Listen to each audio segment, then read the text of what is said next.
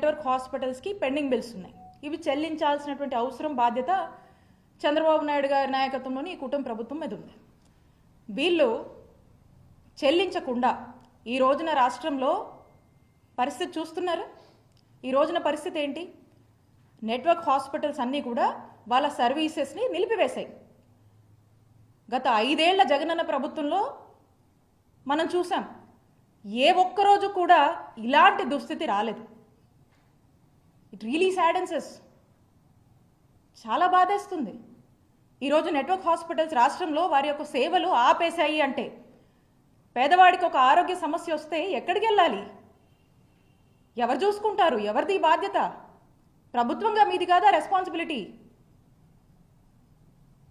ఒక్కసారి రాష్ట్ర ప్రజలు ఒక్కసారి ఇది ఆలోచన చేయాలి. జగనన్న ప్రభుత్వంలో ఏవైతే మేము సేవలు ప్రజలకు ఎక్కడ ఎటువంటి ఇంటరప్షన్ లేకుండా వీలైనంత మెరుగ్గా అందించేందుకు ఎంతలా కృషి చేశామో మీ అందరికీ కూడా తెలుసు.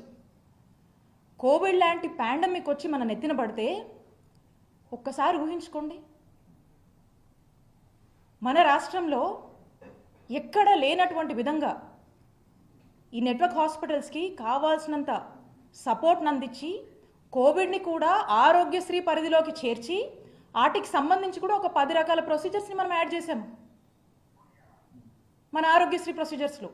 ఇవన్నీ కూడా ఆరోగ్యశ్రీ పరిధికి తీసుకొచ్చి ఆ పాండమిక్ టైంలో కూడా ప్రజలు ఇబ్బంది పడకుండా, ప్రజలకు ₹1 ఖర్చు